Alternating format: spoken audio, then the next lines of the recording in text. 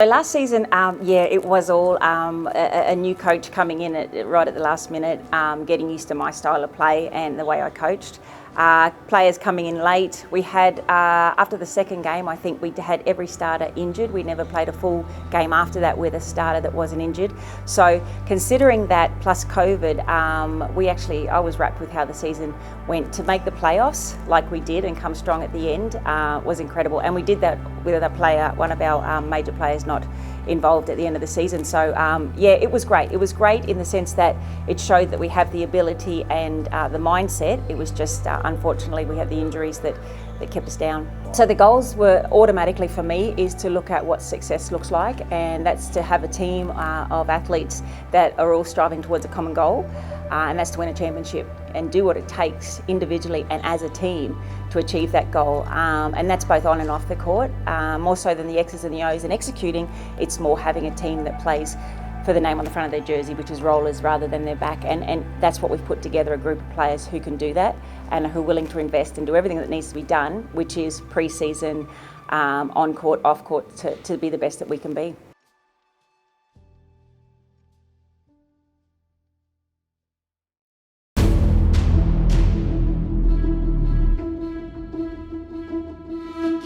So probably a few nerves early for the Gold Coast Rollers. Their first step on the court in season 2022. Defensively now, what can Sydney do against Mansfield? Hurd, back to Mansfield, goes to work, gets an easy two. Ball movement, back inside to Hurd. Hurd goes to work. Oh, she made that one under a lot of pressure. Back in the hands of Mansfield. And it's an easy two for Lauren Mansfield, but she comes off that on-ball screen. And Mansfield, draws the foul, gets the two, says thank you, I'll go to the line for one. She dribbles in, but she'll take it. Gregory Johnson doing a great job defensively, but Ambrose equal to the task and gets two. So the captain for the Gold Coast Rollers really playing a starring role at the moment. Look at that. You can't let them loose or Beetle will hurt you. It's pretty to watch. Mansfield, Beetle, they've been a great combination. And then you throw in Sarah Ambrose, the captain. The Gold Coast Rollers come to the Sunshine Coast with a very, very dominant second half performance to take a 77.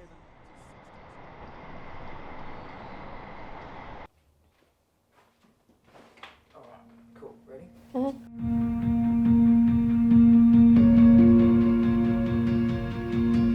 It was basically just a really big decision of whether I wanted to play a season here or if I wanted to do my extra COVID year in college. I thought it was a better option for me to just get my name out there in Australia rather than to just stay as a college kid in America.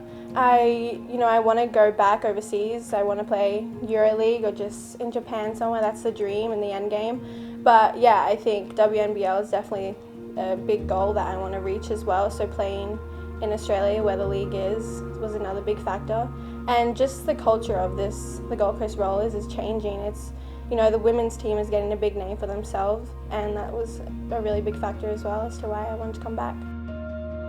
I think the most exciting, like I said, is the culture, but then also how the girls stick it through. Like in the game, when they were getting down a little bit, they fought through it, and in the end it made them come out with the win. But this team's really together, and it's like a family here.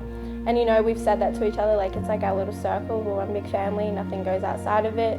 But I think just our chemistry in the team is already really good, and me being someone that's brand new, I already feel like I fit in the team really well, and they're really welcoming, especially with the new girls that I haven't met yet.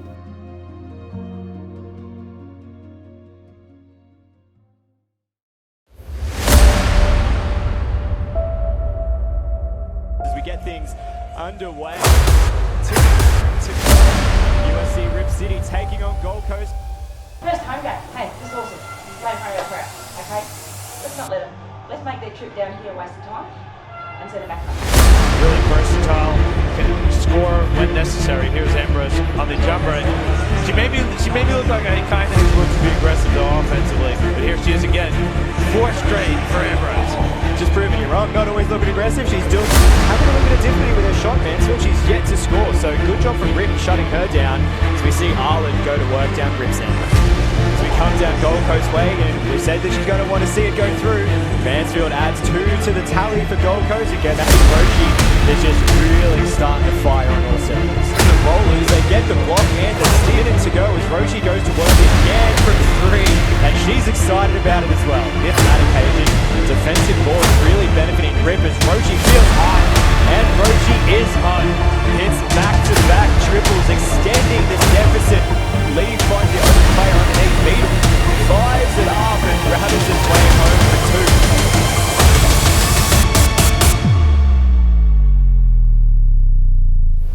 And all of a sudden, the Rollers are in the lead.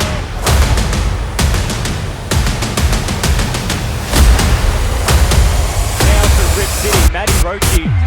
Good defense, screen from Smith is set. Ball's up, great hands from Woods. Woods gets the steal, Maddie Rochi couldn't get it. 4.5 seconds to play, Rip City forced the foul. Gold Coast, fantastic defense, you cannot argue with that. They got a ball to score.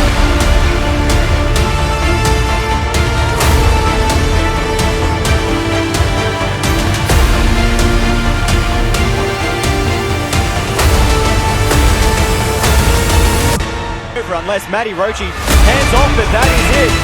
Game over. Gold Coast Rollers come away for it. They turn it around in the 4th quarter. John, what a way to finish. Yeah, what a finish there for the Gold Coast Rollers. Really coming away with it at the end there. It was them. They were trailing by double figures, but man, did they turn it around and turn it around quickly.